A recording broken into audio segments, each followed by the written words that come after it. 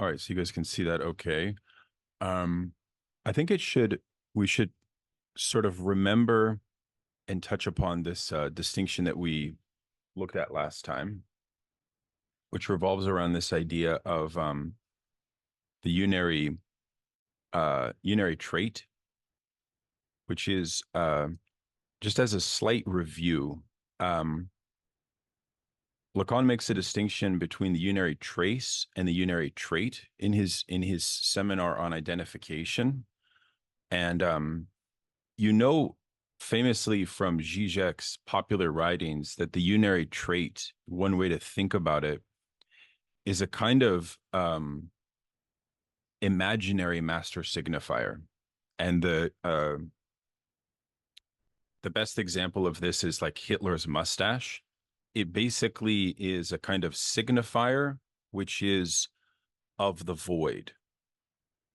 And that's, I think, exactly why it has this relationship to the what Lacan calls the A as one of zero or negation, right? And so I think that's an interesting contrast to the unary trace, which Lacan will refer to as what he calls subjective destitution. And the unary trace is what Lacan calls a signifier without signified. It's basically like a pure signifier. Like he calls it like a signifier without a story. And so in that sense, it's I don't know. It's something to think about because on the one hand, we have these the decreasing and the increasing series that are at play in the wager. And I think that what Lacan is trying to pinpoint is a point of identification to the unary trait, which is this concept coming from Freud's group psychology. So we need to hold that reference in mind. And the other reference we need to hold in mind is this idea of how the name of the father is functioning in this identification as well. The argument, of course, is that Pascal puts forward a theory of God, which is not a theory of God that is of the same quality as the Kantian theory of God, qua the transcendental, or what Lacan calls the God of the philosophers. Rather, Pascal puts forward a theory of God, which is basically God already is from discourse. So it's almost like this kind of mark, a theory of God qua mark in a certain way, or like this unary trait, this empty S1, right? And I think that's super essential for understanding the novelty of what Pascal means by the wager presupposing that the subject that puts forward their ante or makes their bet or makes their wager, right, is already embarked upon. And Lacan focuses so much on this phrase that Pascal says that before the wager happens, the subject is already embarked upon. And you know what he means by that is that Pascal understood that the subject is already a subject wrapped up in discourse. You know what I'm saying? And so in that sense, it would be interesting to pick apart the difference between Pascal's God and this so-called God of the philosophers. So that would be one question that I would like to dig into tonight. Because of course, the other point that is worth teasing out here is the notion that Lacan makes, which is that the wager is about the existence of the I, and that the existence of the I, as any I that enunciates, through the act of their enunciation, has already brought into existence an other. So those are some first reflections on my part. But would somebody like to read perhaps this highlighted section here, because I think this is the key point that he makes out here, which is, I guess I can read it. He says that last time I left you with a remark that punctuates what I wrote on the board, that there's this decreasing series and an increasing series. I highlighted the essential equivalence of two parallel series by telling you that although we selected points of departure, including A and 1, this was totally arbitrary. Arbitrary in the same way that Saussure gives that meaning. And then he says, I think this is the key point, that the cut, the coupure, between a decreasing series and an increasing series is located at a point that is situated solely on the basis of writing. That's another key point that Lacan will reinforce over and over. Since the 1 has no other function here than that of a trait, a unary trait, line or notch, a mark. Yet, however arbitrary it may be, the fact remains that without this unary trait, there would be no series at all. This is the meaning that must be given to what we read in Saussure's work, which I constantly betray, according to an author who is undoubtedly incredibly competent.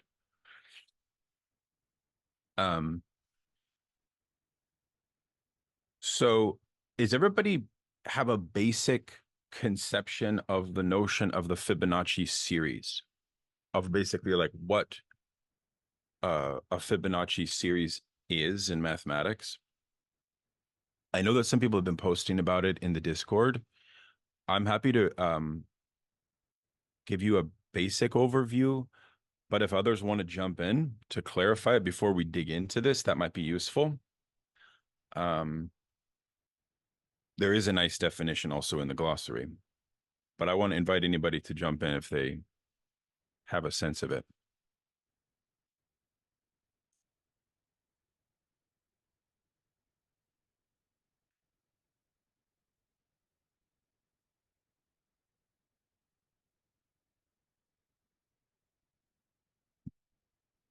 Nobody wants to be bold enough to take a stab at the definition of the Fibonacci series. Fair enough. I could try real quick. Sure. It's like there's like a rule that you just like add the last term to the next one, and then you get a product of those two. And if you like follow that rule, he says that the ratio between each of the terms of the series is the same, regardless of how like the numbers grow or get smaller or something. Yeah. Yeah, I think we can read it here. He defines it here, right here on page 117. That might be helpful for us. So let's just get our bearings straight on it so that we have a clear sense. Because I mean, I think there's a certain way in which you could sort of gloss over some of these proofs and demonstrations, but I'd rather like to dive into them a little bit so that we have at least a competency in their basic functions, and so we can struggle with them together. Okay. I'd like to begin by considering the increasing series that begins with 1 and is followed by 1 plus a. Each subsequent term of the series is produced by adding together the two preceding terms. 1 plus a equals 2 plus a. This is equivalent to saying that each term, if we proceed in the opposite direction, results from the subtraction of the smaller from the larger of the two preceding terms. For example, 3 plus 2a results from the subtraction of 5 plus 3a, from 8 plus 5a. So you guys can see that these references to figure 9.1. Okay, this series is moreover constructed on the principle that the ratio of every one of its terms to the next term is equal to the ratio of the latter to the sum of the two terms. For example, 1 is to 1 plus a as 1 plus a is to 2 plus a, the sum of 1 and 1 plus a. Now, to posit that a is equal to 1 over what follows it, that is 1 plus a, seems to add a condition to the series specifying it by a twofold condition. A equals 1 over 1 plus a. That's a variation of the initial formula, okay? This is not the case, however, as is shown by the fact that the ratio of each of the terms to the next tends towards a, even if the second condition is not satisfied once we have posited as a law that each of the terms is generated by the addition of the two preceding terms. Addition as a function should no doubt be more rigorously specified here, but as we are not here to discuss group theory at length, we will stick with the operation commonly known as addition, which is already posited at the core. Okay, such a series is called a Fibonacci series. You can see that it is subject to one single condition. If we perform any defined operation on it, whether we add one term or another, multiply one term by another, or perform some other operation, another Fibonacci series will result that will be essentially be the same as the first.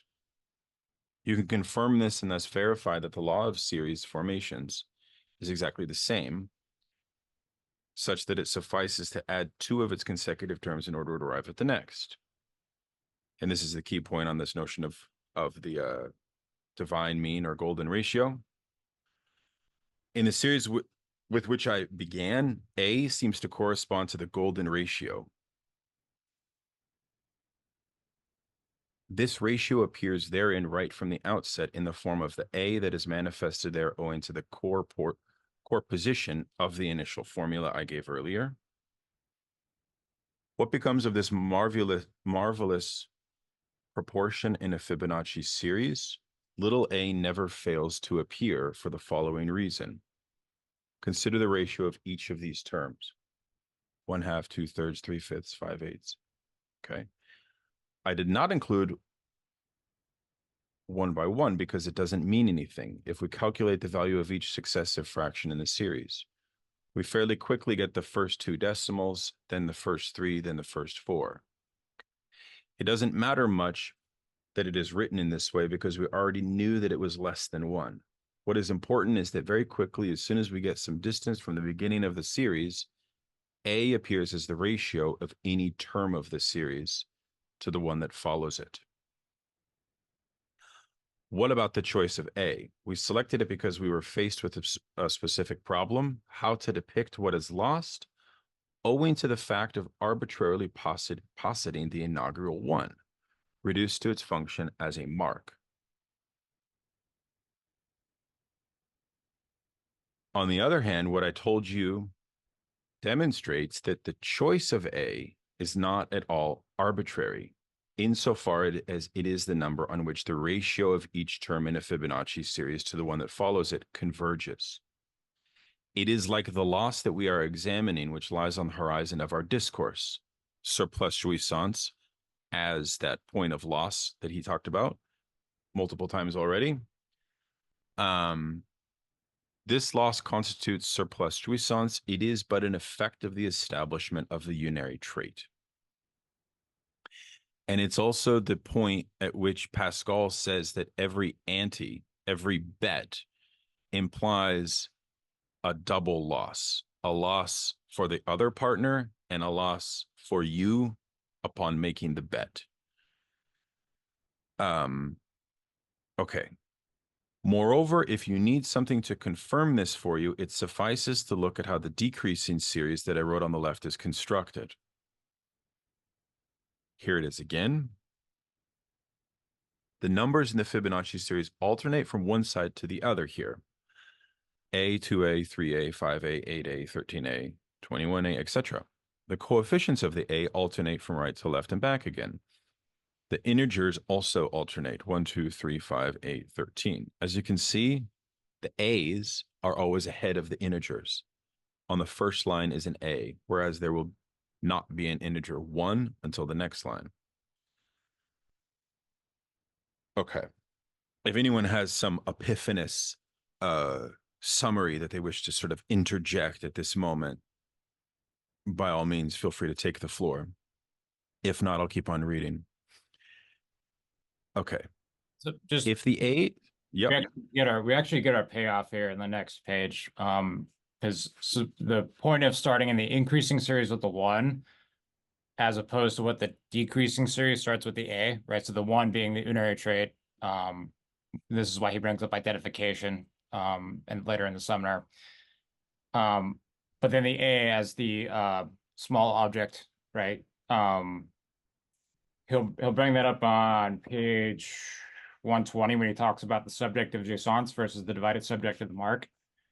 Right. So to kind of keep that in mind, that's where he's going with this. And so when he also brings up those fractions, you think of it as division problems. 1/2, 1/2 is 0.5, 2/3, right? You can keep dividing those. What he's suggesting is that no matter how much you increase, the ratio stays the same, because object A is always kind of the same. And so that's a point he's trying to make as well. Yeah, that's helpful. Thank you very much. And so yeah, this is getting very useful also because we're about to see how this connects to what Lacan calls and what Samo talked about in his talk as the knowing subject or the known subject out of Hegel. Because I think that the presupposition or the assumption that Lacan has is that the Hegelian idea of self-consciousness is almost like a one-to-one, right? In other words, that, yeah, I guess the Hegelian subject of absolute knowledge does not contain an understanding of the placement of the A in a certain way. We can debate that in a moment. Okay. More so specifically on that point is that as I develop self-consciousness in the very Hegelian sense, it's through the other, but it always returns back to me as like a complete product, as in a sense. So what does this mean? I'm never as I identify with the other, and then I go through the process of master-slave dialectic, and arrive at self-consciousness as opposed to consciousness, right? By viewing the other as a subject who views me in return. It's a one-to-one correspondence. There's nothing lost in that process. Yeah, no, that's really good. And then this notion of the cut of the coupure is super essential here. Since A is less than 1, and since we know, moreover, that it is going to be expressed by a growing exponent. So funny. This whole thing is like the basis of Zizek's less than nothing, right? It's literally like the provocation of his book on Hegel is kind of like right here in a certain way, right? So this is called a converging series. But towards what does it converge? Not towards the one. I showed you last time by rotating A back onto 1, and then the remainder of A squared back on A, which produces A3, and A3 back as well, which produces A4, all of which leads to a cut. And that gives us A plus A squared equals 1. This is why the limit of the converging series is 1 plus A, which is itself equal to 1A. And that is this golden mean that we see in the glossary that is spotlighted by Miller as Lacan's conclusion to this converging of figure 9.1. Okay, so some of that may not be totally clear, but let's just keep on going. So what does this mean? What is depicted? What is operative here? We want to know how to correctly depict the possible conjunction of subjective division, which would result from a meeting up anew of the subject with, let us put a question mark after subject. What is the status of the absolute subject of jouissance with respect to the subject who is generated on the basis of this one that marks him? So the subject of jouissance and the one is A, and the subject one that marks him, okay? So in some sense, it's not a conversation about two subjects. It's a conversation about the subject as divided. It's tempting to posit that the subject of knowledge knows himself.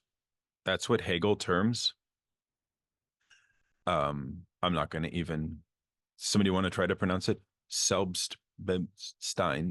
self-consciousness. Namely, once the subject is posited by the inaugural one, he need but join back up with his own depiction, qua formalized. This is precisely where the error arises, because we fail to realize that this can be the case only by positing the known subject, such as we create him in the relationship, rapport, of one signifier to another. Now, what's involved there is not a one-to-one ratio, but a 1-to-2 ratio, or relationship rapport. Thus, at no time is the earliest division eliminated. The 1-to-1 ratio is simply imitated here. It is only on the horizon of an infinite repetition that we can envision something appearing that corresponds to the 1-to-1 ratio between the subject of jouissance, or the enjoying subject, or the libidinal subject, and the subject instituted by the mark. Okay.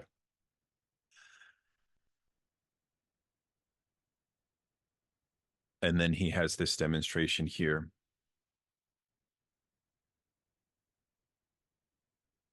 Okay, so let's reread this. It is only on the horizon of an infinite repetition that we can envision something appearing that corresponds to the 1-to-1 ratio.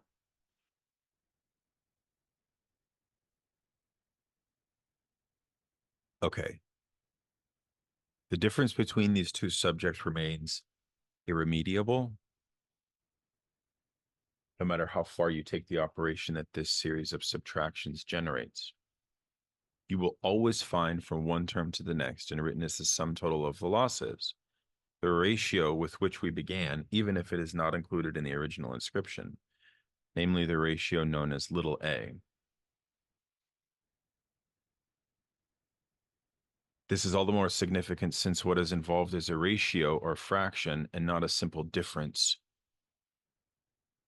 or remainder that becomes smaller and smaller by carrying out the operation even further. This is easy to check. So the further you take the decreasing series, it will not result in a sum total of losses because the A keeps every movement of the sequence somehow tethered to it. Are we clear what he means by repetition? Because in a certain way, I think it's obvious that this is the point of Freud's notion and beyond the pleasure principle of the death drive in a certain way.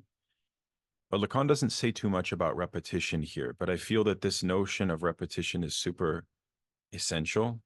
I mean, we know that for Pascal, the notion of the repetition has to do with the multiplicity of infinite lives and things like that. But I feel like here, there's two different types of repetition. There's the repetition of jouissance, but then there's also the repetition of the S1, of the mark. Please go ahead, Akshay, you could help, please.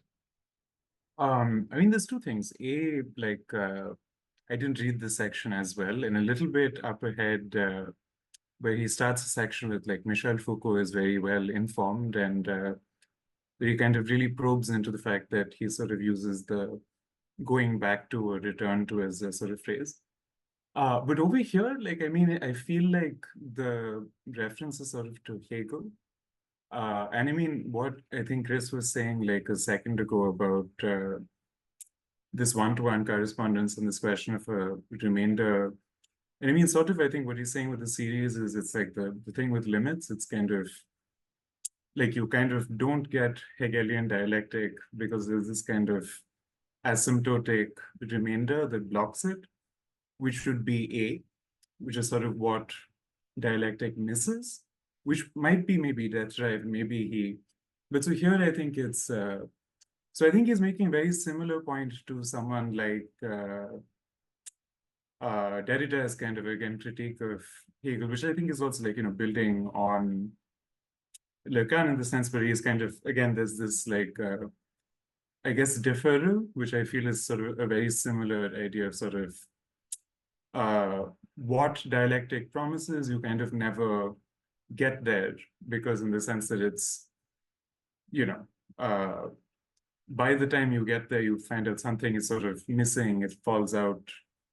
And that, you know, that position of totalization sort of, you know, it can only be projected as, oh, it will happen. But, you know, but when you reach there, it won't. So that's what I understood out of it. That's very helpful. He says on 121, regarding the gap that exists between the Hegelian solution of self-consciousness and all those that in any way proceed on the basis of a one-to-one ratio, on the one hand, in the solution provided by a rigorous examination of the function of the sign on the other hand, let it suffice for me to indicate something that I'll write in the following funny way. Ask yourself the question, what might provide an image for the figure of an ideal that could someday be complete, the figure of absolute knowledge? And then he writes here, 1 minus 1. And then he gives this, the letter H, 1 minus 1 in question, that I just comically translated. Is it man, or isn't it rather the hysteric? See, this is an important point, because he's making this argument that knowledge of discourse is not possible until you have the position of the hysteric. And the position of the hysteric is the position which questions the S1 as an initial move, right? As a moment of negation. And that's actually quite interesting. And he goes on to say, and hold on one second, Luis, we'll come to you in a moment. If you turn to the chapter on identification in the group psychology, you'll see that the 3 types of identification mentioned there, it's the middle one that is most germane to the field of neurosis, that is the einziger Zug, or the unary trait that I extracted from it. Okay, we'll go back to that. Luis, go ahead. Yeah, so I think it's important to notice that what Lacan knows about Hegel comes from Kojev, right? And it's very limited to the master and slave dialectics, right? So I think that when he talks about Hegel, he's referring to this dialectic, the master-slave dialectic, right? There is therefore this the slave and the master, the one and the two, like this very subject-to-subject relationship. While Lacan he moves away from this, he calls this humanistic also psychology, right? Because what he's interested in is in the objectality, right? In the subject relationship to an object and not to another subject, right? So that's why there is this difference that it's the A, right? It's not another subject, it's the object, right? It's a remainder, right? Yeah, I don't know if he gets it right somehow, but I think it's important to notice that when he talks about the dialectics, this must be understood through the master and slave dialectic. Yeah, you're totally right. And he had already mentioned, well, he mentions later that Kojev's conception of the battle for prestige as the fundamental drama of the Hegelian master-slave dialectic can be understood as a wager itself. So he will elaborate on that further, and I think you're totally right. What he's saying here about the einziger Zug, or the unary trait, is precisely this almost, you could say, it's like something which is implanted in the subject as a precondition of discourse. And then the question of whether that discourse is mediated or structured by God, or whether it's not, is where Pascal would come into, or where the wager would sort of like begin. Okay, go ahead, Matilda.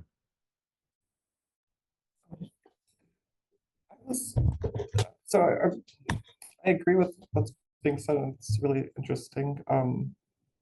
There was like the prior, it seems like there's like the prior relationship before like Hegel's dialectic of this, like the ratio of 1 to 2 is like prior to the 1 to 1, or like the 1 to 2 ratio is, and I'm not sure I have this exactly right, is the fact that a signifier represents the subject to another signifier. Is that the 1 to 2 ratio that's being talked about and its repetition? Yeah, the 1-to-1 ratio of a subject representing a signifier for another signifier is not a 1-to-1 ratio, I think, is the point that Lacan makes, precisely because in that operation of the fundamental signifying chain, there emerges in excess, there emerges the cut, which Lacan demonstrates before as the cut of discourse, which gives birth to the A. So in that sense, the A is kind of like an inaugural mark on the subject, which is the effect of the signifier in some sense, I guess, if that makes sense. It creates a dialectic that's like asymptotic in a way. Like, yeah. And then Yeah. it seems like he's referred to it as a convergent dialectic. And it sounds like this asymptotic dialectic almost creates like an illusion on its horizon of Hegel's dialectic. That's kind of how I was hearing it. What do you mean by illusion? Do you mean illusion as in A-L-L or I-L-L? Like kind of, yeah, something on the horizon that's like it becomes into view only after this like asymptotic dialectics played out far enough to the horizon on whatever infinite repetition thing, and it is somehow perhaps a mirage. Maybe it's being depicted as that. That makes sense. I don't know exactly what that means. No, I think that tracks. Akshay, would you like to jump in, please? It's just, I'll keep it super short. It's just, but I mean, I agree with, I forget who said this, but I think like I disagree with Lacan's sort of reading of Hegel. But on this question of the mark also, I think at least my association here was almost sort of initiation rites and sort of like the way one is marked and sort of given a name in a particular culture. And so I'm also thinking sort of like generational, like, because, you're born to parents who mark you and sort of, and in that sense, and I don't know if I'm misreading or adding too much in that sense. I'm curious what others thought, but I mean, for me, the mark was almost like the social / the name of the father, or like, the father authorized by the social in that sense, but I don't know.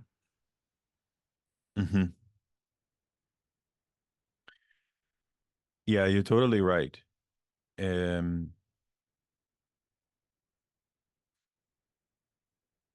That is sort of the meaning of the unary trait itself, which is the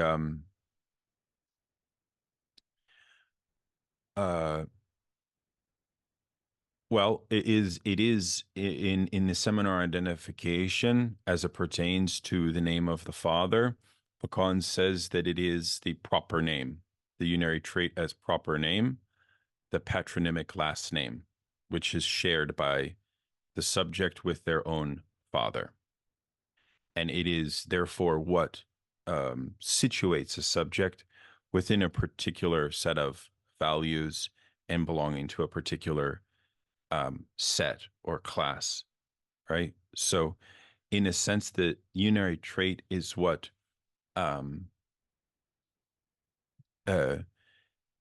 is other than the unary trace, which Lacan in the seminar identification, because I gave a presentation on the seminar identification one, so I'm just dredging up my notes on it. The unary trace is what emerges as what Lacan associates with the ego, with the ideal ego, with identifications that emerge out of I those guess my markings. question is, and what I'm not sure if I'm adding into it is like not just naming at birth, but also the initiation rite as the sort of the passage that marks sort of a transition into a real social person as like a sort of adult, like from a child to a, you know, a man or woman, or sort of, or you know, I mean, but like, I mean, the sort of like the, I mean, I don't know, I'm being maybe too anthropology brain about this, but in the sense that many initiation rites involve sort of markings of the body and sort of like, or, you know, and this notion of inscription as a way of sort of, you know, which of course, like birth is a particular instance of that, but it could be, I mean, you know, like the tattoo is a mark, or anything as a mark, or sort of. You're right. You're right. Because in the seminar identification, Lacan says that the unary trait is ego ideal. The unary trace is ideal ego, meaning that unary trait is a mark of the body. That's why the unary trait is Hitler's mustache. It's an imaginary master signifier. And that actually connects immediately to the Hegelian master-slave dialectic, if we think about it that way. That the one is an imaginary master signifier that is situated into the subject's imaginary. So it should be thought about in the imaginary. And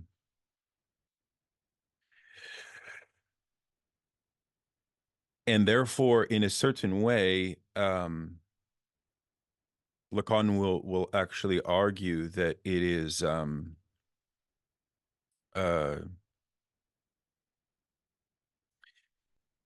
actually like a form of identification that involves mastery in all instances in certain way, or sort of like a kind of a node of an unsurpassable mastery, which is why only the hysteric could kind of usurp it in some sense. Go ahead, Chris.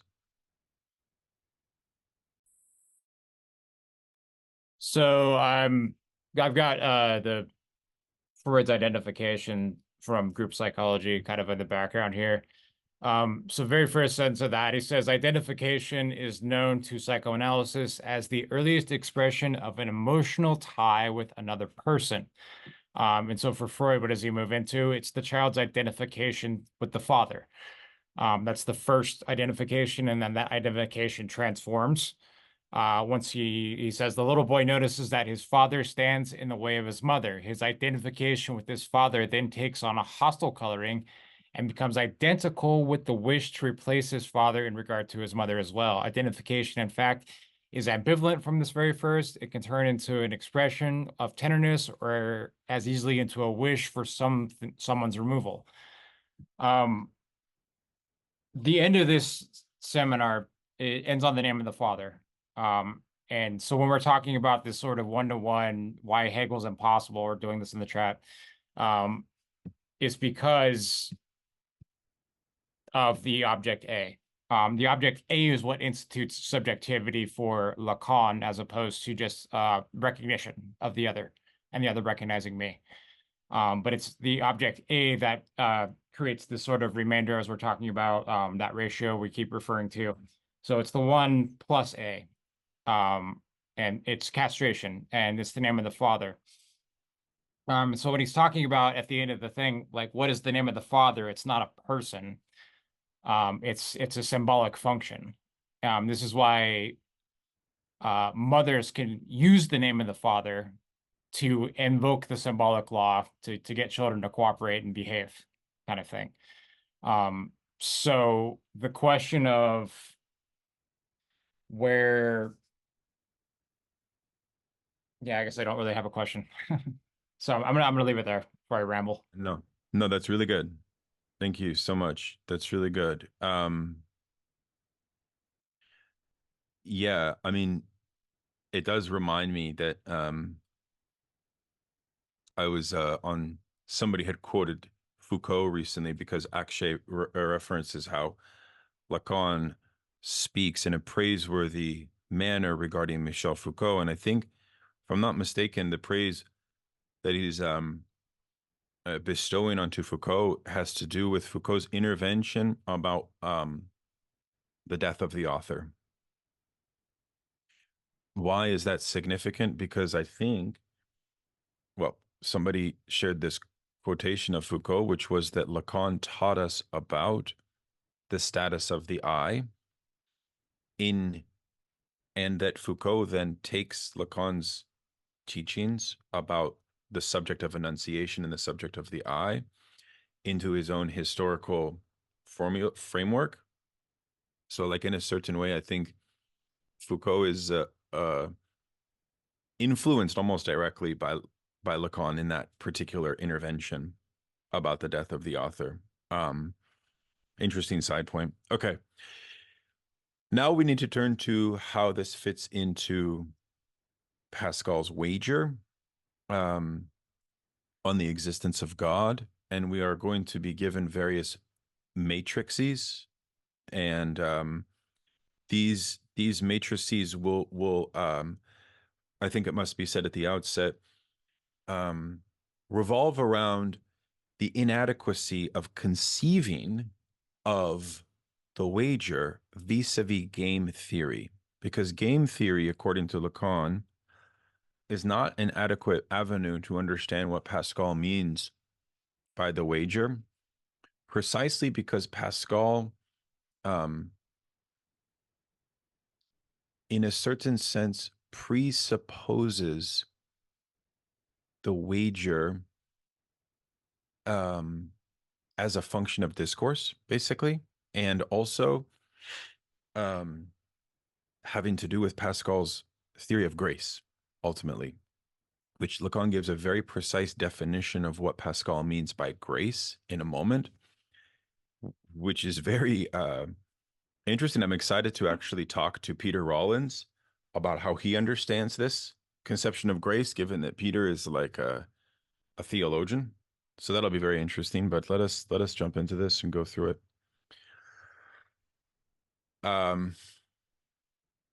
Philosophers have philosophers' remarks on Pascal's wager have made us overlook its significance. Let us first observe that the wager is coherent with the following claim. We cannot know either whether God is nor what he is. What is one wagering about? One is wagering about a discourse connected to God, namely a promise that is attributed to him, to that of an infinity of happy lives. Because I'm speaking and not writing, and because I'm speaking French, you cannot tell if life, vie, here is singular or plural. No more than you can tell, let me point out, by reading Pascal's little piece of paper, for it is stenographic in nature, full of abbreviations, yet everything that follows from Pascal's discourse clearly indicates that we must take it as a plural, because he begins to debate whether it is worth the trouble to wager simply in order to have a second or a third life, and so on.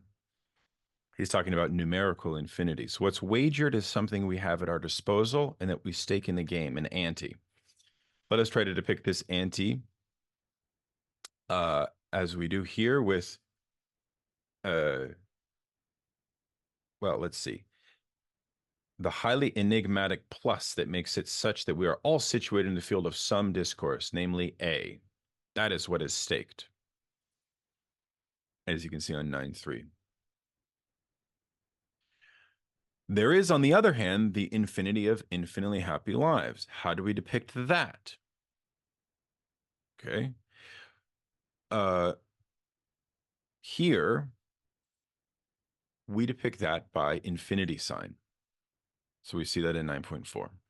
The infinity in question here is the infinity of integers, which Pascal illustrates. Indeed, it's only in relation to this infinity that the element with which we began the ante becomes inconsequential, by which I mean neutralized. This is why the initial element, the ante, becomes equated with zero. It is identified with the addition of 0 to infinity. So we see in both instances, there's a 0 put here and a 0 put there. Okay, so we're all clear on this so far. And this has to do with the idea that of what, and I looked this up, what Pascal proves in what he calls the problem of parties, which is this like probability formula that Pascal, you could look it up on Wikipedia to see, but it has to do, this proof that Pascal makes has to do with the introduction of the zero, by the way. That's a little rabbit hole you can go down, but you can also just sort of like take his word for it and proceed. Okay, so that's how they're depicted. I've constructed the matrix not because it strikes me as adequate, but because it's what people ordinarily confine themselves to. What I'm calling A is the field of A discourse. Depending on whether A exists or not, should be accepted, rejected. So if A is immediately accepted, A equals 0. So remember, I think what Lacan is basically saying here is that the existence of God is presupposing that the existence of the I is already in hell. This goes back to the fundamental Jansenist conservative point and the strange form of atheism that Pascal is working with. Because it's, in a certain sense, it's about, and this is why Pascal is a contemporary of the capitalist discourse and the discourse of modern science, because the whole stake of the wager is about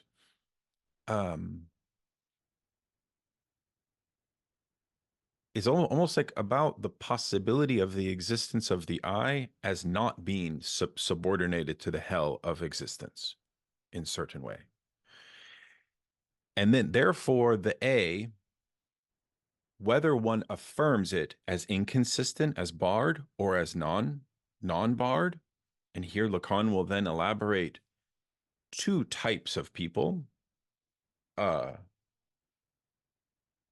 that would affirm this, like discourse has consistency, the big other exists, or does not. Both of those figures will wager, and certain outcomes will emerge as a result of their. Anyways, okay. This equating of A with 0 means nothing other than the following. At the level of game theory, stakes that are risked must be considered to be lost. As soon as we try to formulate Pascal's wager as a game, it's no longer a sacrifice. That's a key point as well. Similarly, if A does not exist, in other words, if the promise is not valid, if nothing lies beyond death, we have a 0 here as well. But it means nothing other than the fact that the anti-wager by the other side, represented by infinity, is also lost. As a matter of fact, in Pascal's wager, the other party's stakes are identical to the promise. It is because the promise is enunciated that we can construct a matrix. Once it is constructed and the subject's behavior is dictated solely by a signifying framework, there's no question. The difficulty begins only when we perceive that the subject is hardly something we can frame on the basis of the combination of some numbers of signifiers. No more than on the basis of a 1-to-1 ratio, as I indicated earlier. A scrap, a loss, results from any and every signifying combination. And this gives rise to our A. Because remember, when we read last time the excerpts from the Pensée, we noticed this very interesting point at which Pascal begins the wager on the existence of the I from the position of the kind of subjective destitution of the I, or from the, what was it then? I forget the exact phrase that he uses, but almost like the negative infinity or something like that. Do you guys remember that phrase? I think this is the point at which Lacan is confident to say that Pascal has a premonition of the A, because he's beginning the whole point not from the standpoint of the known subject, of a knowing subject. This is where Pascal's different than the God of the philosophers, different than Kant and Hegel, because he has a premonition of this operation of negativity as the origin of the wager. Does that make sense? please jump in if I'm missing something. Lacan says this is precisely what's involved in the progress engendered by psychoanalysis. We must study the consequences of this connection, which makes the subject divided. In other words, a subject who is not tied to the simple establishment of this matrix. For then it appears altogether clear that one can construct, in other words, write out a matrix. For the zero that is situated at the bottom is the initial zero clearly marked by Pinot's axiomization as necessary to produce the infinite series of natural numbers. Without infinity, no zero comes into the picture because zero was essentially there in order to produce it. Please, Akshay. Just one thing I wanted to add, like, and I'm not, so I mean, I think with sacrifice, there's a reference earlier to Bate. And Bate has like this really fun passage about sacrifice where he's like, if you approach it in a calculated way, it's not a sacrifice. Like if you were like, oh, I have like a cow that's about to die, let me sacrifice that cow. You sacrifice nothing. Like the whole point is the loss, right? Like that is what sacrifice means.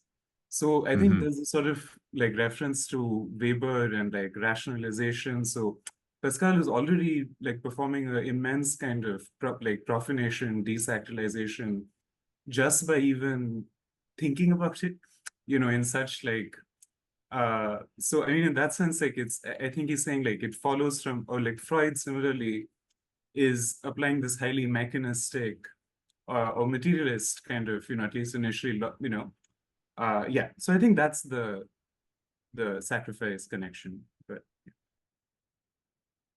Yeah, I think that's true. It's also this notion of renunciation that is another innovation that Pascal puts forward, precisely as how once the capitalist discourse becomes more complex historically, one of the problems that we find in the modern period, which Lacan will touch upon in Seminar 17, a year after the one we're studying, is precisely the way in which the procedure of how the capitalist discourse aims to resolve the dissatisfaction that it engenders only foments an excess of enjoyment, this famous command to enjoy, which does not alleviate the neurosis, does not alleviate the subject's pain or suffering or anything like that. And so therefore, Pascal, as a saint, offers a certain strategy of renunciation that capitalism cannot master, cannot. So he remains a kind of, I don't know, like, yeah, a figure who can instantiate a proper renunciation so that, because we know the Lacanian paradox that the Slovenes love to repeat over and over, which is that we are burdened by enjoyment, right? Actually, the subject is most at ease when they have conquered enjoyment. So therefore, renunciation is a strategy that would be, is not to be understood, I think, in some intuitive, like, almost ultra leftist way, as like, oh, renunciation is bad. No, I think that Lacan is on the side of a healthy dose of renunciation is essential in some sense. Anyways, let's get back to this. Pascal says you are losing no more than zero, it being clear that the pleasures of life don't amount to much, especially with regards to infinity that's available to you. And he employs a mathematical notion, a link or liaison, the one that expresses that any kind of unit added to infinity leaves the sign of infinity intact. As I've shown you on a number of occasions, we can absolutely say that we don't know whether infinity is, nor what it is, as Pascal argues, in order to render infinity opaque in the same way as he renders the divine being opaque. It is similarly impossible to add something to infinity to make it even or odd. All the even operations get added together in the decreasing series, and all the odds add up to the infinite sum. Okay. As infinite as it may be, the series is nevertheless reducible to a one of a certain type, the one that combines with A. As you can see, I'm merely indicating here and passing all sorts of points that have been clarified by progress in mathematical theory. But what lies beyond the veil is the articulation of discourse, whether it may be including that of the said promise, namely its scrap or loss at the level of enjoyment. If we neglect that the veil hides, we will misrecognize the true nature of object A. Thus, our practice, which is a discursive practice, shows us that we must delineate the wager differently if we wish to give it its true meaning. What does he mean by differently? He means differently than how the game theorists are theorizing it, because after Goldman's book, all the mathematicians were obsessed with the wager, so everybody's trying to come at it from a different way. And Lacan is basically saying this is how psychoanalysis must deal with the wager, right? Okay. But this is what makes it terribly confusing, who seem singularly unprepared by their role as professors to master what's involved in a discourse. This is the notion now of you are embarked. What does that mean? It means that the I, this is where the I comes in. And this is important. This is going to be a reference to what we talked about several sessions ago. If it is possible to wager anything and everything in the game, it's because loss is already present. That's because the ante cannot be taken back. What psychoanalysis teaches is that there are effects that are masked by the pure and simple reduction of the I to what is enunciated. And when we are dealing with a game depicted by Pascal, how can we neglect for a single instance the function of grace? In other words, the other's desire.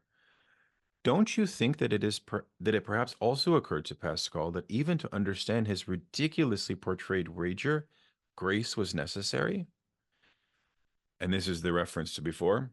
As I told you before, the phrase, "thy will be done," is latent in any and every naive portrayal of the subject's relationship to demand. It is what is called into question when this will falls short. A will which is precisely because it is not ours. Otherwise stated, let us not dwell on this for too long. Let us leave behind the God of the first matrix and move on to the only God who can possibly be at stake for Pascal. So I think we understand this notion that Lacan is playing with here, which is the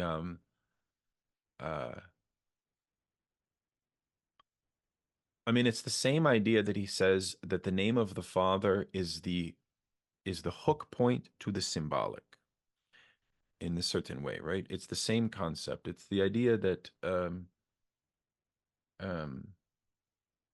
analyst-analysand relationship, when the analysand asks, who am I in analysis?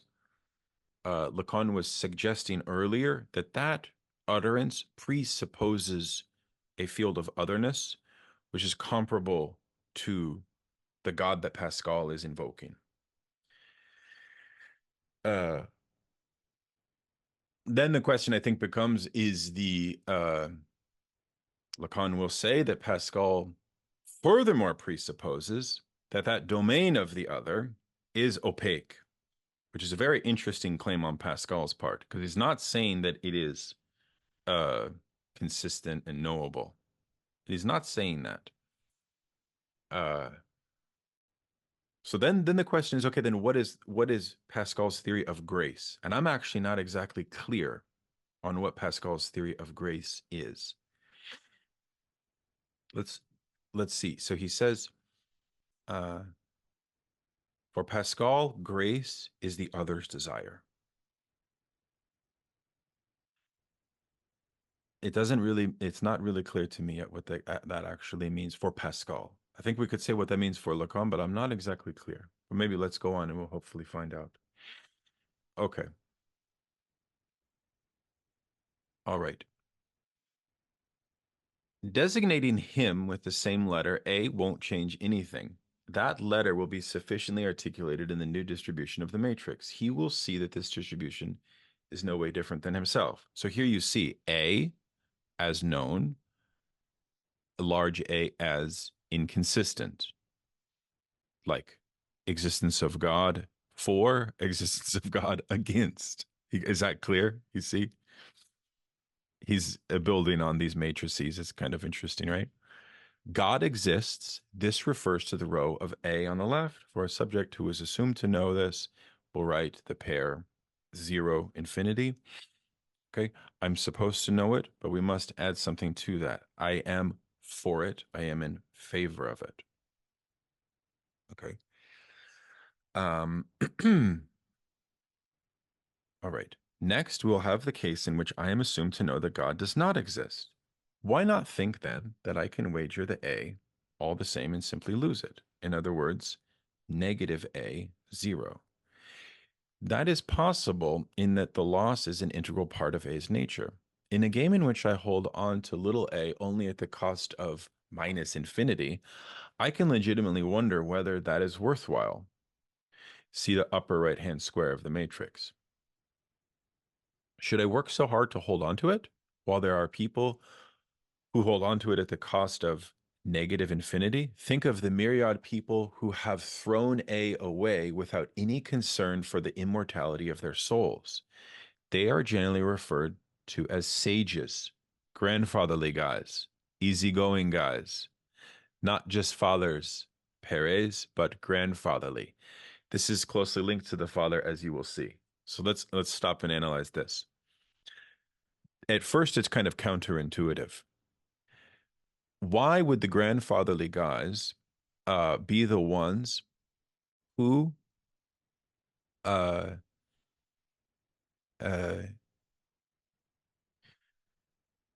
hold on to it at the cost of negative infinity? Who think of the people who have thrown A away without any concern for the immortality of their souls. In other words, the grandfatherly ones are the ones who would be willing to wager against the infinity of happy lives. Is that correct? But then if that's true, could somebody answer to me why they don't have concern for the immortality of their souls?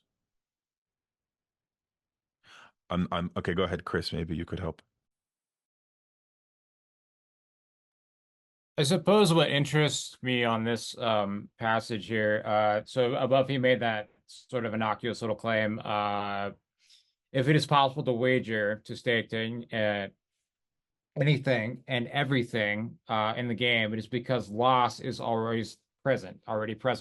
And so I made this kind of point, I think, in our first meeting, which was, and this goes back to the point on embarking, how you're already embarked on the wager, meaning you, even as I think Badu puts it in being an event, so the wager has already taken place. So there's no getting out of this game. Like you're already committed to choosing one or the other, and you're whether you like it or not. But in order to actually become a subject, you have to give up something, right? You're castrated to enter the symbolic order. That's your price of admission for participating in language. And so the status of object A, which is interesting the way he's phrasing the sort of A versus negative A, it's already lost. You don't get it. You're never going to get it. Yet it's the very thing that drives you as a subject. So being able to wager on something that you've already lost, I just think is an interesting play on Pascal there. So.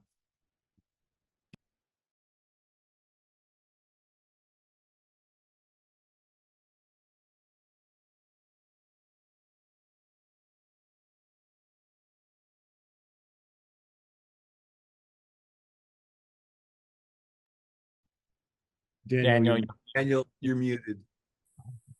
If A is something which emerges as a historical mutation in the absolutization of the market, right? The holy ones, the grandfatherly ones, do not throw everything away into A. Therefore, they have. What does that mean then about their position? I'm slightly confused about that. That is an interesting. Does that mean that they don't wager? It can't mean that. I suppose it might, though. He comes back to this later. We can return to it actually. Okay. Then we have those who hold on to A and sleep like babies at night.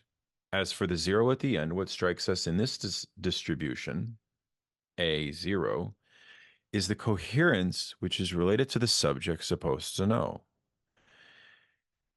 But isn't it a coherence that is constituted by a smidgen of indifference? He exists, I bet, for.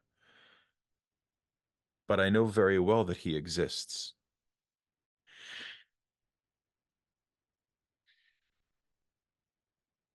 Oh, I see. Sorry. So the grandfatherly ones are 4, but they are mapped onto the matrix of figure 9.8, bottom left. Could that be right? And then these figures, the ones who hold tight to A, are 4, top left. Okay. Okay. So far, so good. I think that makes sense. He exists, I bet, 4, but I know very well that he exists. See the upper left-hand corner. He does not exist, of course, I bet against. But it can't be called a wager. See the lower right-hand corner. None of that has anything to do with wagering. On the diagonal that runs from 0 infinity to A0, there are those who are so assured of their position that for them there is no wager at all. They simply follow the tide of what they know. On the diagonal that runs from 0 to A0, yes. Okay, hold on one second, Luis. But what does it mean to know under such conditions? It means so little that those who know nothing at all can be put in one square. Allow me to point out in passing that I'm not extrapolating in the slightest from Freud's views here, and that I'm staying on my own turf. Although, it's an interesting point, he says, Freud did remark that the beliefs of Christians do not lead them to behave differently than non-Christians. Freud talks about a purified subject, so to speak. Okay, go ahead, Luis. So for what I understand, so I don't know if I'm right, but Lacan is claiming that the believer that believes in God and believes in the subject is not wagering anything, is not sacrificing anything at all. And the atheist who doesn't believe in God, that doesn't believe in the subject either, is not sacrificing anything either, right? So it's only the ones that are in between, the ones that are sacrificing something, because they know, for example, the one that knows that God exists, but yet they bet against God, right? Or the ones that know that there is no God, yet they bet that there is a God, right? Of course, there is this parallel between the gods. I think Lacan is making the contrast between the God, the Christian God, and the God of the philosopher, the I, right? The one that believes in Christian God and the one that believes in the I, right? So the contradictory ones are the ones that are sacrificing something. One is sacrificing the A, the material world, let's say the jouissance of this world, and the other one is sacrificing the afterlife, right? So those are the only ones that are sacrificing anything. That's my understanding. I don't know. No, I think that's very good. And yeah, that helps me solve this question of the sage. So the sage is exempt from the wager in a certain way. Okay, that's actually quite helpful. Akshay, please jump in. I wanted to agree entirely with Luis. Sort of, I guess, I'm so sorry. What was I going to say? There's a later point in the text, I think a few 20 pages down, where again he kind of goes like, the wager only exists insofar as there's relativism, like in the sense that there's an exit from one symbolic code and one subject supposed to know. And I think that also like a neat answer for what diagonal is would be dialectic, in the sense that you go from corner 0 infinity to A0 as like the sort of Mobius strip movement. So I mean, and you know, in that sense, I think, yeah, there's this emphasis on relativism and dialectic in that sense, I think. And so contradiction. Thank you very much. No, that's excellent. And then, of course, here on page 128, Lacan will say that the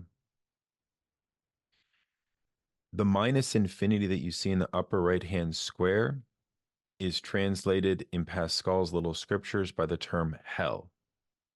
Here. Oh, Luis, you want to jump in one more time, please? Yeah, so about the sage. So, I mean, the sage, he mentions that is the minus A and 0, right? Yeah. So I think that then the sage, therefore, what I think is that it's sacrificing the material world, right? And wait, is for the, no, wait, no, I got confused, sorry. I need to think more about it. No, he clarifies that on 129. He says, let us not forget the fourth square, right? The A, comma 0. The one in the lower right-hand corner, it is no accident that I allowed myself to joke about those who are situated there. They are just as numerous and widespread as those in the upper right-hand square. I called them the grandfatherly type, but only provisionally, for we would be wrong to minimize the ease with which they move around. So that bottom fourth square is the grandfatherly.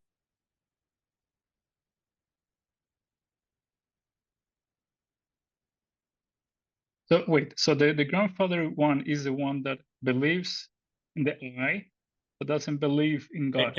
They don't believe and they're against. So they're the fourth type. Yeah.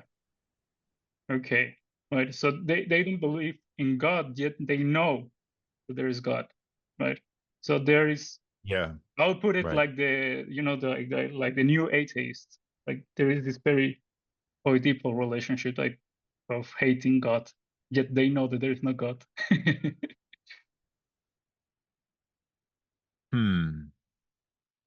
Yeah, I suppose you could also chalk the grandfatherly ones up.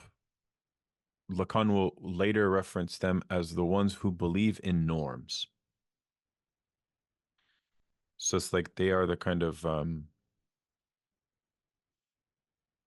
they are the ones, I guess you could say in a certain way, who have a belief in the efficacy of norms, because I think it's also tied into this notion of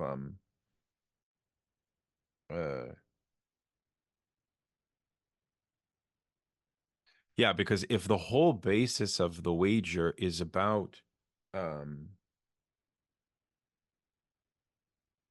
like the hinge point for the symbolic in some sense, or how the subject, thinking now in terms of the RSI, makes a pivot out of this imaginary unary trait situation, I think that they would be the ones who would affirm a kind of a rapport of the symbolic, is maybe one way to put it.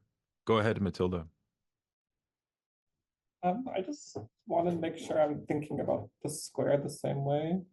As, the one that yeah, they're like the A on the left is like there's the A and then there's like the A with the cross through it, which those A's I take to mean like God exists. Like the outcome is like in actuality, like God exists and God doesn't exist, or something like that. And then like the top left one would be like, if God exists, then the person who bet for the existence of God now has nothing because they wagered their A, and their outcome is infinity. and then the person against kept their A, but God exists, so now they have a negative infinity. They've lost infinity. And then likewise with the bottom two is like, in the situation where God doesn't exist, the person who bet has lost an A and they received nothing because God doesn't exist. And then the person against was correct and they kept their A and they lost nothing. Something like that. And that these correspond with like personality types big or whatever, you know, he's making these Right. little metaphors, but Yeah, that's true. Although the grandfatherly types, I don't think fit onto this exactly or neatly. But yeah, I think you've nailed it.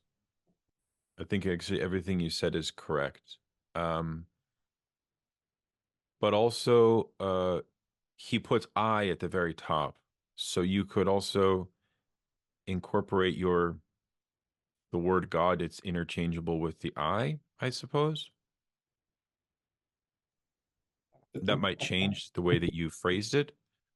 But other than that, I think that you did it. You analyzed it correctly.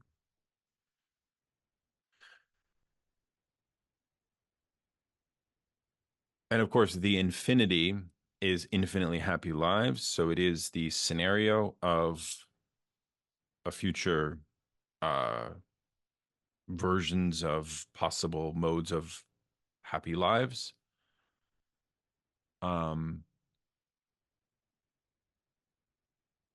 Yeah, I think that's very good. The A is like a instantiated piece of enjoyment in the world. The zero is the zero just nothing in all instances? That's Pretty what you much. win. You win 0. Yeah, you win 0. Okay. It's a Yeah. nothing that is not the negation of A, as opposed to negative A, as he'll say in maybe I think like 10 pages. Excellent. Martin, you had a question earlier. Did you want to jump in? No, I think the subsequent points pretty much covered what I was going to ask. Oh, okay, great. Okay, let's continue on.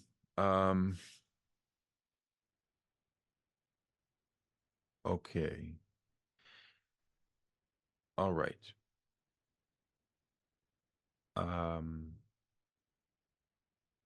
Yes, so we got this notion of hell. We mentioned that. That is referenced by the right-hand square.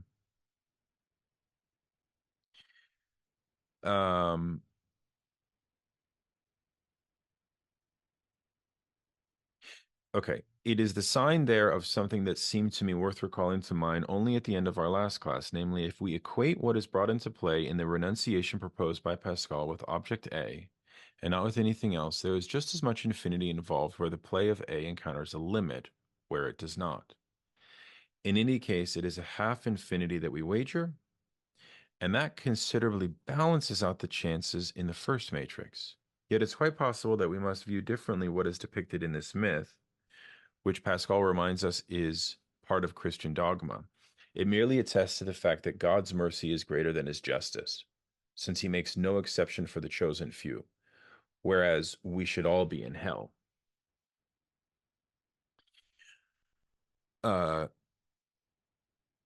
surprised that this proposition could have seemed scandalous, since it's obvious that no one has ever imagined hell as anything but what happens to us every day. I mean that we're already in hell.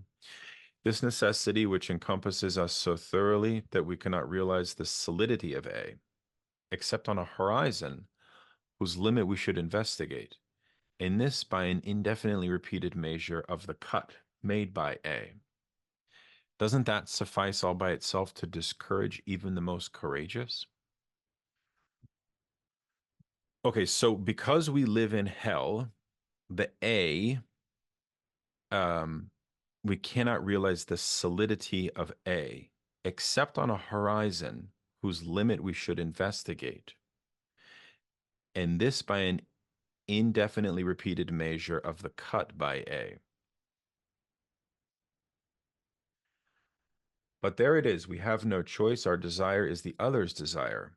And depending on whether grace has failed us or not, which is something that is played out at the level of the other, namely everything that preceded us in discourse, that determined our very conception, were forced either to race, to seal up, or staunch, or quench object A, or not to. Aha, that's very interesting. So grace is determined by how the subject is already pre-situated in discourse, and that determination will inform how the subject relates to the question of wagering on the A. So could we bring that down to earth with like a practical example, perhaps? Maybe somebody could think about that, would be helpful. Let us not forget the fourth square, the one in the lower right-hand corner. It's no accident that I allowed myself to joke about those who are situated there. So again, this is the lower right-hand corner. Okay, he's joking about them. What is this again? They're just as numerous and widespread as those in the upper right-hand square. Okay. They're just as numerous as the ones who believe that this life is hell. Okay. I call them the grandfatherly type, but only provisionally, for we would be wrong to minimize the ease with which they move around. In any case, I'd like to point out that it is there that in analysis, we've situated the good old norm. Surplus jouissance is expressly modulated as not in the picture, if what analysis can promise is a return to the norm. How can we fail to see that this norm is articulated in analysis as the law, the one on which the Oedipus complex is based? However we look at the myth, it's quite clear that jouissance is absolutely distinguished from the law there. It's prohibited to get off on one's mother. So let's go back to this point. He says, surplus jouissance is expressly modulated as not in the picture, if what analysis can promise is a return to the norm.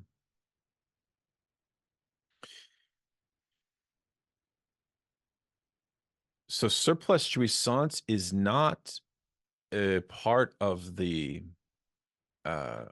analytic experience if the analytic experience can promise a return to the norm, and the norm being the Oedipus complex. Okay.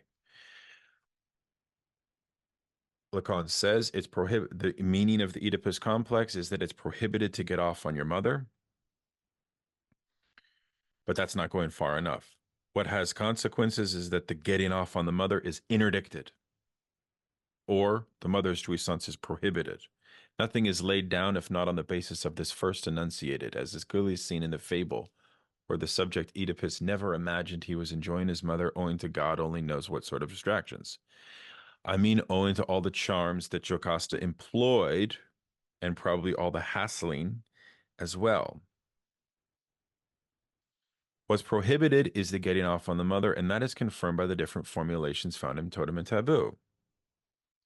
Killing the father blinds the young imbecilic bulls that I see gravitating around me from time to time in ridiculous arenas. Killing the father means that he cannot be dispatched. He has been dead all along. That's why something sensible gets alluded to, even in places where it is paradoxical to hear people wail that God is dead. It's obvious that by not thinking about it, people risk missing a certain facet of things, namely the father is dead from the outset. But something remains, the name of the father, and everything hinges on that. I didn't invent the name of the father. I found it in Freud. He writes somewhere that its role founds the difference between the field of man and that of animals. That's the case where,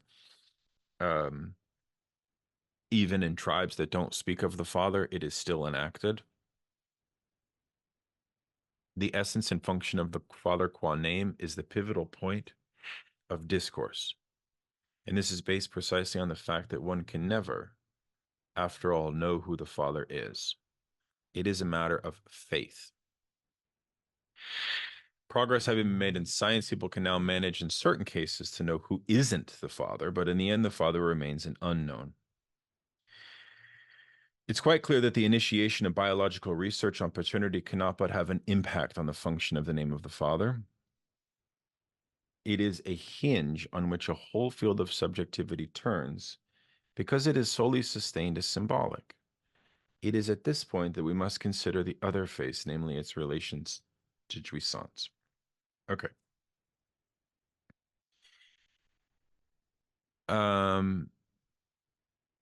So I think I'm pretty clear on this business of the norm and the interdiction of how the Oedipus complex fits into this, insofar as I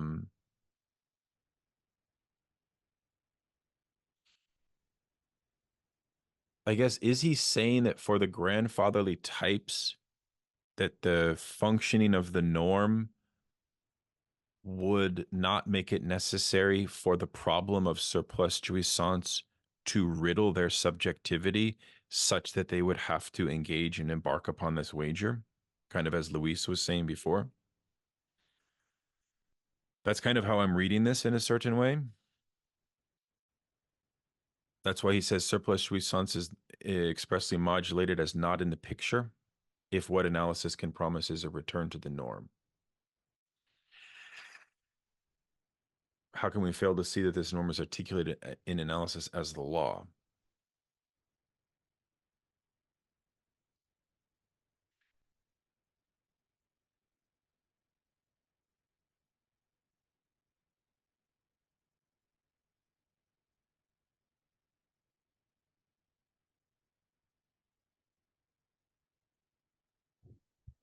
I mean, I suppose what's interesting is really what you want out of the matrix. Do you want the infinite lives or do you want the pleasure? And if you're the grandfatherly type and you don't know that God exists, you want the pleasure and you sacrifice the infinite lives and you get everything you want. Likewise, on the first tile of the matrix, if you know that God exists and you give up all your pleasures and you get the infinite lives and you get everything you wanted. Whereas opposed to if the opposite positions where if you accept castration and you get the infinite lives, then in a certain sense you don't get the infinite lives and you get nothing. It's a zero-sum game for you. But then the first tile of not knowing it exists, but you give up your pleasures and then you get the nothing out of the infinite lives as well. If that makes sense. So it's kind of a question of what do you really want? I mean, the Hegelian question. I think we also need to read this through the, Lacan's ethics, right? Because in Lacan's ethics, you have something that the A, right, that you cannot give up, right? So then you must give up something, right? So you either choose what you really love, right? You sacrifice, like, Abraham, right? Would you sacrifice as your son? Do you really love this life? Or would you love the afterlife that much that you will sacrifice this life, right? So there must be one of the two you have to sacrifice. But I'm not really sure what is the grandfatherly types, because first he says that it's in the minus A0, and then he says that on what we were just reading, the lower right hand corner and the upper right hand square, those doesn't match. So I'm not sure what are these grandfatherly types anymore.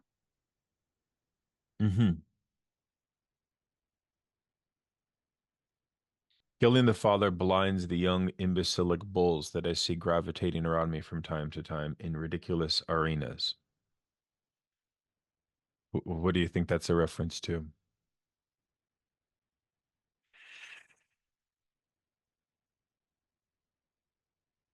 Probably a reference to the certain militants of 68 that bombard his classroom, perhaps? Like the famous video of the anarchist who's trying to like fight him physically. Remember that? That could be a reference there. If it is, what does that mean to say he's been dead all along? Is he saying that Lacan has been dead all along?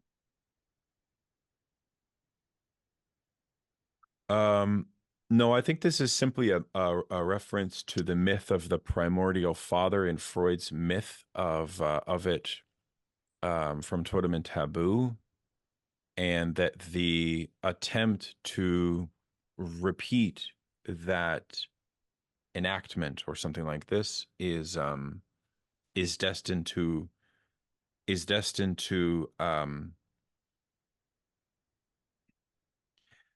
fail Well, to dispatch the father, is what he says. right, In but other words, it look, heightens the problem. is In the is modern Lacan, period, yeah, go ahead. is the Go ahead. Lacan that they're trying to kill symbolically Yeah. it's got to be somebody who's in a position that is already dead. So in other words, they're trying to kill something that's already been dead all, because I think you're right. He must be talking about the young imbecilic bulls must be these Yeah. the militants that he thinks are kind of morons. Right. Right. So they're trying to kill something, i.e. him, but that they're trying to kill is what's already been dead. Right. I mean, mean, one of the things about that's right. One Yeah, of the that's things Freud's about whole Lacan, point.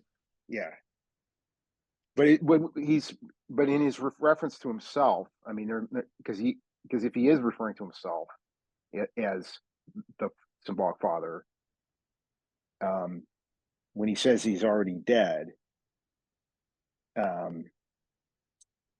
it's just an interesting. I mean, one of the things Lacan always is doing is he's constantly he's constantly kind of killing himself off. He's constantly kind of in all these seminars. He's constantly, I don't know. I just thought that was interesting because I think you're right that he's must be referring to them, but then he must be putting himself in the sort of that whatever the horde father who gets killed off and Totem and Taboo. He's also Well, I guess the symbolically identifying question himself with that. the question of the name of the father, what we know of it because there's not much that we know of it because Lacan never publishes his seminar on it. But what we know from others, and mainly from clinical Lacanians, is that it refers to a pragmatic function. This is why Pascal touches on it as well. It's a pragmatic function for how to invent a solution to the burden of enjoyment. So it has to do with a pivot or a mediating device to get the subject out of a repetition of enjoyment which is not fulfilling to them. That's the notion of the name of the Father, which is why the name of the Father is plural for Lacan, meaning that one thinks about its enactment even without it playing a particular role, say, tied to the biological father.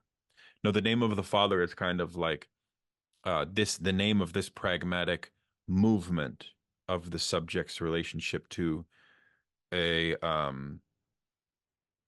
problematic situation of that they find themselves in, apropos jouissance. That's why it's called a function. It has a positive function. So I think what he's saying here about the imbecilic young bulls is precisely that they're acting out a kind of hallucinatory imaginary scenario that's already taken place, and Freud tells us it's already taken place in prehistory, right? That event already kind of created the conditions for civility and for Freud will say that the murder of the primal father gave us the possibility of fraternity and the idea of a proper distribution of enjoyment itself, right? So anyways, I think that's a little bit of background on that, but go ahead, Luis. It's quite interesting that none of the solutions or the options give us A and the infinite, right? And I think that that option of having A and the infinite will be rejecting the name of the Father, like the madness, right? You enjoy and you hallucinate that you have heaven, right? That God is talking to you and you have the grace of God, right? So I think because in somehow all of the solutions are sacrificing something, right? One that just following the norm, right? And one that has this conflict with the norm, right? So, but all of them are being sacrificing something, right? But the psychotic will be the one that that gets A and gets the infinite at the same time, I think, right? I think that will be a good way to understand what he talks about the name of the Father and how is that important. Yeah, but wouldn't the psychotic be because the meaning of the psychotic is a foreclosure of the name of the Father. That's what Lacan means by psychosis. Wouldn't that mean that the option of the psychotic would not be able to be represented on the matrix itself? Because in a certain sense, that solution itself could never be a positive infinity, because without what Lacan says here about the instantiation of the norm, the instantiation of the norm is necessary for all four options, is it not? So I don't think that the psychotic has a place here. Yeah, exactly, because the psychotic is not part of norm, right? He hallucinates Exactly, that. exactly, Yeah, exactly. Okay, so okay, we agree. Sorry. Okay. Thank you. Akshay, please go. I saw your hand. I'm not sure, even because I don't want to confuse everyone, but I guess like I wasn't as certain that these were definite types of people.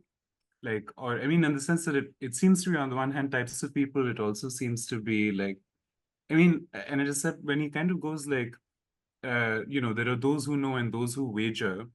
So Right. like the very fact that one's drawing a matrix and sort of making a probabilistic argument seems like a particular position unto itself, like probably the capitalist subject. But I mean in the sense that already that position of putting these things out there as probabilities seems like a position unto itself.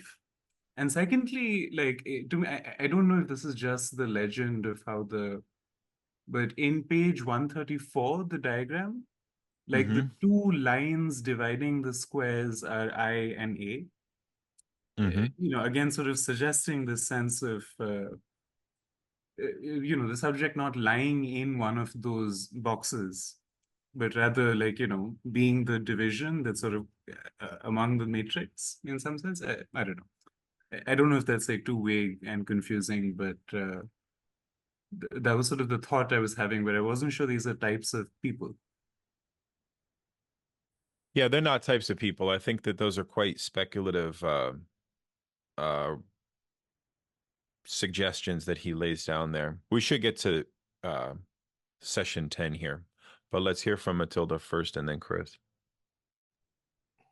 I just wanted to have some clarity around how we're reading that sentence about the norm, that psychoanalysis, what analysis can promise is a return to the norm. So it seemed like we were talking about the norm and then maybe as like people who are obedient, or like there was, but it seems like Lacan saying that we're going to be brought back to a norm. And it maybe sounded like there were some like sick positions that were outside of being in the norm.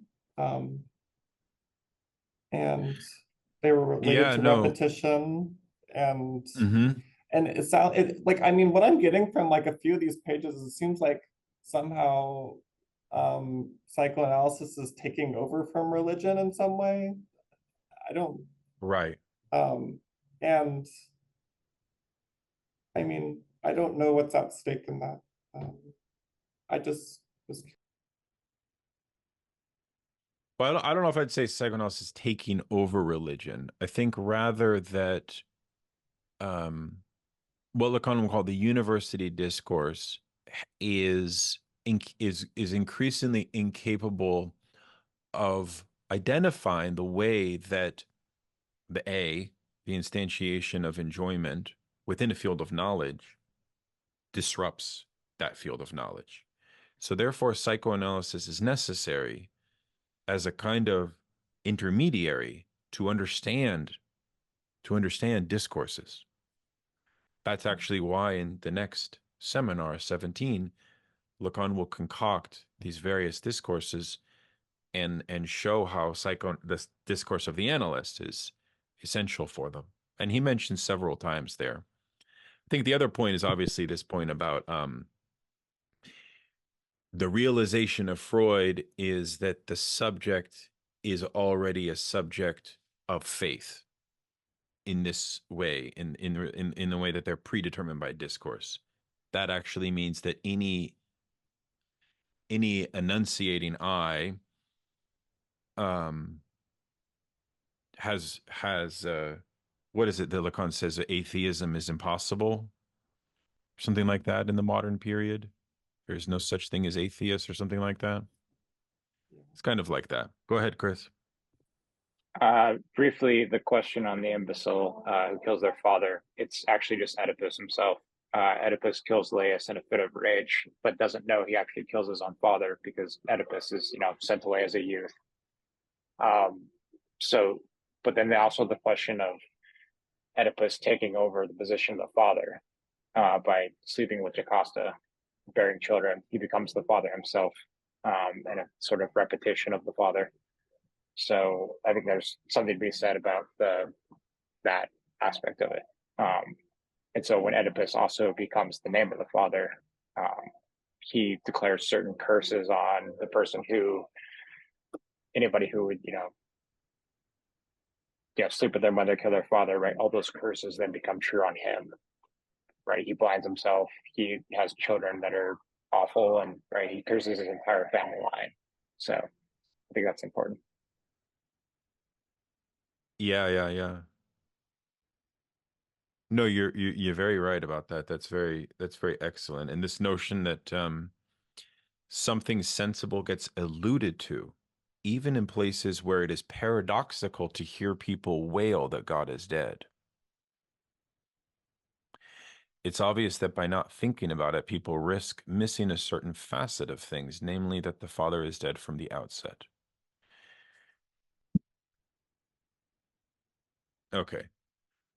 That's all very, very good. Let us continue with, we'll continue for 15 more minutes, try to make some progress through here. I'll just hit my highlighted points and people can add as they wish. So Lacan's going to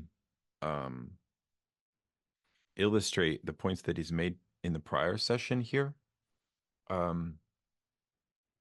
He says that he started from the position of the A solely from the one qua mark.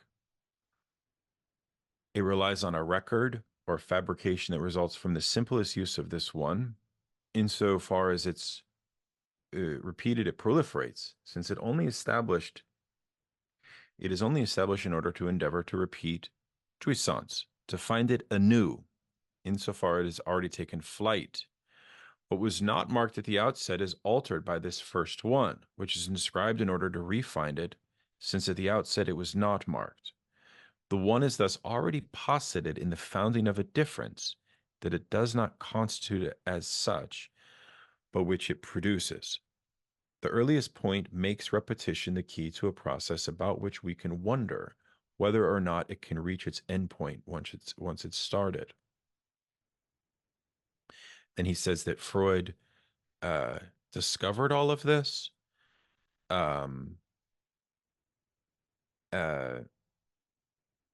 The infinity on which Pascal's wager reposes is a numerical infinity. I took up this infinity and accelerated it through the use of a Fibonacci series, which is exponential.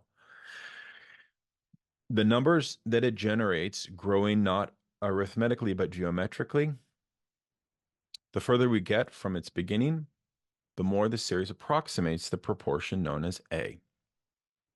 As the numbers grow, A appears ever more exactly in an inverted form, 1A, which is all the more striking in that it ties 1 to A, the ratio of any number over the number that precedes it.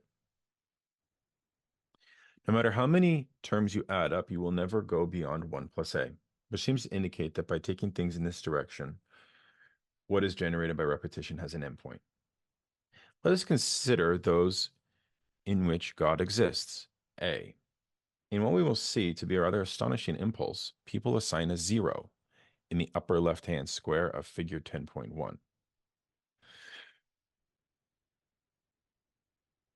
To what results from the observation of the divine commandments confused here with the renunciation of something, whether we call it pleasure or something else? What believers are left with in this life is assigned a 0, owing to which their future life is qualified with the term infinite, an infinity of happy promised lives. If, on the other hand, we assume that God does not exist, the subject of the game is written with an A, small a, he being taken literally, that's the word for it, insofar as he is presumed to experience the limited and problematic happiness that is offered to him in this life. It is not unreasonable, some say, to choose it, since as God does not exist, it seems clear that there is nothing to be expected from the afterlife. Figure 10.1, the first matrix. Okay. I pointed out the fragile nature of this sort of matrix because, according to game theory, the contents of the squares can only be established for a game involving two adversaries. The problem is that God is not playing the game. In any case, nothing allows us to assert that he is. The result of this paradoxical fact is that the stakes here are conflated with the existence of the partner, whereas it is on the table, so to speak, that we find not the man, but the subject defined by the wager. That's why the signs included must be reinterpreted. There is a choice. God exists or does not. That is where the formulation of the wager begins. Okay.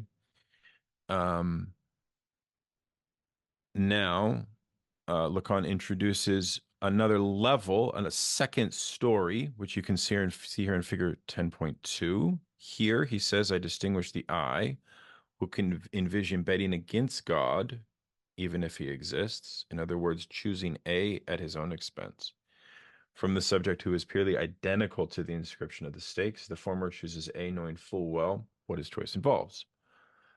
Namely, that he positively loses the infinity of happy lives that is offered to him. I note this as A minus infinity.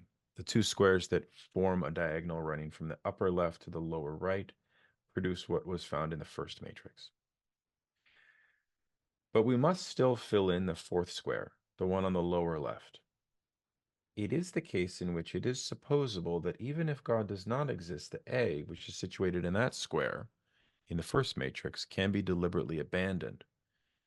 It is thus negativized, subtracted, negative A. It is coupled here with a 0 that I will include without further commentary, even though it is a 0 and seems self-evident, it nevertheless constitutes a problem. Okay, let us now extract the terms that our second composition added, namely A, negative infinity, negative A, and 0. We're going to put them in a new matrix. This is what he calls the third matrix, 10.3. In sum, I'll express what I mentioned in passing. 0 takes on the value of a question. In order to grasp what it involves, let's begin by considering the first matrix, the zeros that we find in. And what did I say earlier in the position of the player, of the subject who alone exists? The only thing that in fact counts, the only thing that is weighed in the balance, is infinity against the finite character of A. Is infinity against the finite character of A. The upshot being that the zeros merely designate the fact that, as Pascal highlighted by introducing the game of parts, nothing can be accurately stated about a game having a beginning and an end established by rules, except on the basis of the following. What is placed on the table, what is known as the ante, is right from the outset lost. The game only exists on the basis of the fact that it is on the table and, as it were, in the collective pot. That is implied by the very nature of the game. So that means that the person betting the ante and the other partner playing the game both enter the game with a position of loss that marks them in the game itself. It is thus owing to its very nature that the game can produce nothing but 0 in the lower right-hand square. Here, 10.3. Okay. This 0 merely indicates the fact that you are playing. Without the 0, there is no game. One could surely say the same thing of the other 0, namely the one found in the upper left-hand square, since it represents the loss of infinity. But since what is at stake here is the existence of the other player, 0 as the sign of a loss is already problematic. Since nothing, after all, obliges us to rush to judgment, which is precisely when errors are made, we need not claim that this 0 is symmetrical to the other one. Indeed, when we look at philosophers' discussions of Pascal, his montage, and his dialogue with Méret, who played a role in the way Pascal wrote, simultaneously throwing us off scent about the status of this montage, it clearly appears that this 0 does not so much represent the constitutive loss of the ante as the inscription of one of the choices that is offered, which is the choice not to sit down at the gaming table. This is clearly what was done by the person to whom the schema of the wager was addressed in a dialogue that was not simply imagined but actually took place. The 0 thus does not represent the constitutive loss of the ante, but the no ante of he who decides not to sit at the table. Go ahead, Matilda, please. So did we just go to like, is this like movement of the text like saying that we're somehow prior to the partner existing and this is some sort of like existential level with the I, and that there's certain outcomes from this? I kind of hastily. I think so. Okay. I think so, but I think it also goes to the point that Lacan is trying to make, which Chris mentioned before when he referenced Badiou, that the game itself has already occurred in some sense. And Lacan will actually indicate this in what follows. This also, by the way, indicates that there is a place for the subject who does not wager, which would be the grandfatherly type, for example. Does it not? That subject is included into the matrix. Go ahead, Akshay. I mean, I think also I think the sort of historical dimension here is that it's sort of like the game is sort of, the status quo, the ruling class, and sort of like submission to the symbolic law in that sense, like sort of. So I mean, yeah, it's all of the stuff about the game. I think it's also like you're wagering, I think, in this literal existential sense about your life, not just sort of in relation to, I guess, like partnership, but I think there's a sort of quite political dimension to what does alliance with A mean sort of politically.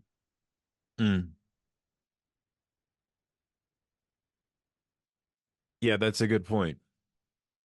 That is a good point. Yeah, that's kind of like the question of, right, if capital instantiates a new relationship of A in the world, well, we know that the cycles of valuation and the possibility of capital value is also dependent upon the state, and so there's also a kind of sovereign that's involved there. I think that's kind of one thing that you may be hinting at. But anyways, let's try to continue so we can at least get a grasp on exactly what is meant by this notion that one still plays the game even if they don't wager, I guess, right?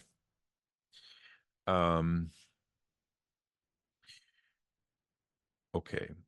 Something is thus tangible, which is responsible for the fact that A itself may merely be the effect of the inclusion of man's life in the game.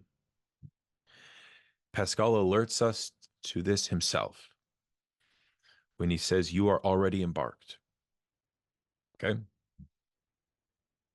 So if you are already embarked, that means that discourse already throws you into the game.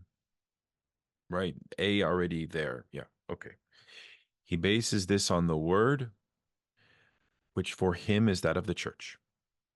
It's striking that it does not seem necessary to him to distinguish from Holy Scripture the more foundational writing that resembles a watermark.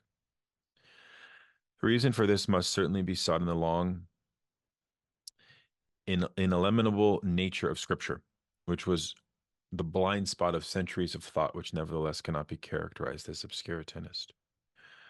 I'm going to seek out the warp and woof of this foundational writing in a mathematical logic. This leaves me in a position that is homological to his, except that I can't avoid explicitly asking whether the very stakes of the wager do not depend on the function of writing itself. The epigraph that I wrote on the board at the beginning of the year highlights where I differ from Pascal, and I wrote, "What I prefer is a discourse without speech." This designates nothing other than a discourse based on writing.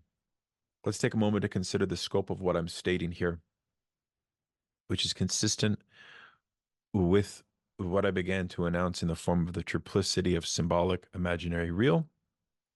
Here I want to stress the difference that exists between philosophical discourse and what we're taught by a discipline that takes its repetition as a starting point. So here's the difference between psychoanalysis, in other words, and the discourse of philosophers. Every philosophical discourse ends up freeing itself from the very machinery that acts on linguistic material. This is a great place to end. We'll just end here. This is very excellent. The entire philosophical tradition comes up against Kant's refutation of the ontological argument. In the name of what?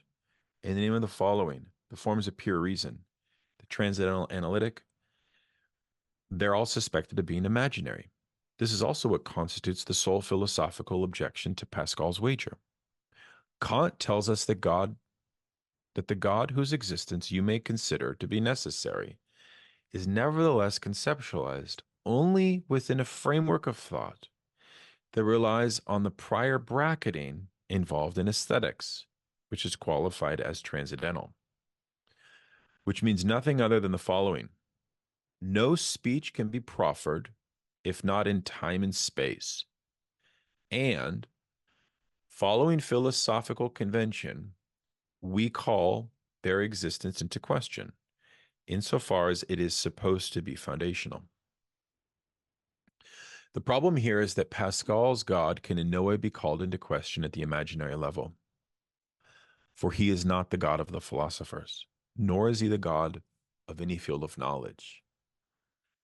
Pascal writes neither what he is, of course, nor whether he is. He can in no way be bracketed by any philosophy, since it's not philosophy that grounds him. Therein lies the value of Pascal's wager, and it is why I've selected it as exemplary. My discourse, when I take up Freud's, is essentially distinguished from philosophical discourse by not disengaging from what we're caught up in and embarked by: discourse, right? Rather than employing a discourse to lay down a law for the world and norms for history, my discourse is situated where the thinking subject initially perceives that he can only recognize himself as the effect of language. Stated otherwise, and to put it in a nutshell, as soon as one sets up the gaming table, prior to being a thinking subject, the subject is A. It is afterward that the question arises of relating that to thinking. This is the famous inversion of the Cartesian "I think, therefore I am" that Lacan puts forward with the inclusion of the A, which he does in the seminar on fantasy. The subject has no need to think in order to be established as A. It's already happened, which contradicts what one might imagine, owing to the lamentable failure and the ever more shocking futility of all philosophy, namely that one can overturn the gaming table. I can knock it over, of course, and tip over all the tables in Vincennes. This is the experimental university that all the French philosophers taught at during the time, right? So even if I kick over the playing table, that doesn't mean that the playing table is going to disappear, right? The true table is not the university table, the one around which the boss gathers with his students. I'm not sure you will be able to see in print because he's making a reference to something that he's writing about this. The transmission of knowledge is not the transmission of a value, even if values are now recorded on transcripts in the form of course credits. Something has happened to the value of knowledge. Anyone who would in the future like to grasp the mainsprings of what one might call a training effect and occupy a relevant position in places where it's supposed to be produced, even if we're talking about mathematics, biochemistry, or anything else, would do well to be a psychoanalyst, if that's how we must define someone who takes seriously the question of the dependence of the subject on the discourse that has a hold on him. This is the point, you see? In other words, one would do well to steep themselves in psychoanalysis if they want to understand how they adhere to the truths of their field from which they are experts. Because only psychoanalysis can help them at a subjective level see that relationship of that truth plays. That's how I read that. When Pascal says that A equals 0, that means that A is the ante. That was clearly laid out in the rule of parties, but people remain deaf to it, thinking 0 had to be 0 with respect to infinity. But that's hogwash. So anyways, I think this is a good place to end because here he's about to turn to the analysis of Edmund Burglar. And in Discord, I'll share what I wrote on Burglar, and I'll also share Burglar's very excellent book on the superego, which of course Lacan trashes, but is actually very much worth reading. And we can pick it up there next time. So we kind of got halfway through this session 10. Any final thoughts before we go? Is this starting to make a little more sense? I know we're taking the snail's pace here, but I've been benefiting from it. I don't know about you guys. I'm starting to finally get a hold on some of these things. I don't know about others.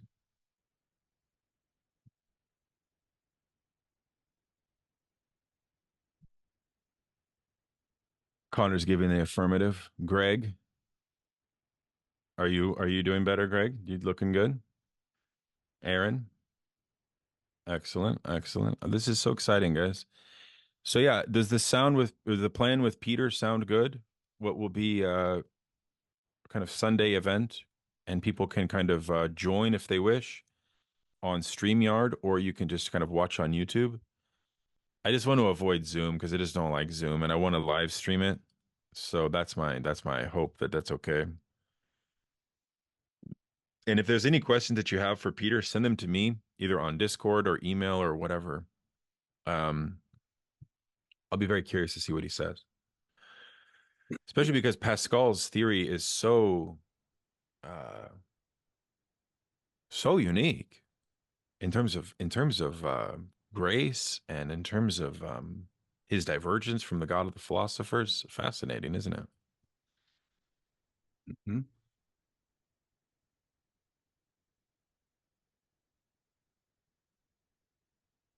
Nice. I haven't checked the chat once. Hopefully that's been. I am thinking where I am not, therefore I am where I am not thinking. Yes, of course. That is a wonderful Lacanian formula. Okay. If there's no other comments, we can close for the night, and we'll take it from there. The interview with Dominique actually happens next week, by the way. Also looking forward to that. So yeah, we'll meet on next Tuesday in 1 week, and we'll do the Peter thing on Sunday. I'll send out the link. All right. Thanks, everybody. Peace out.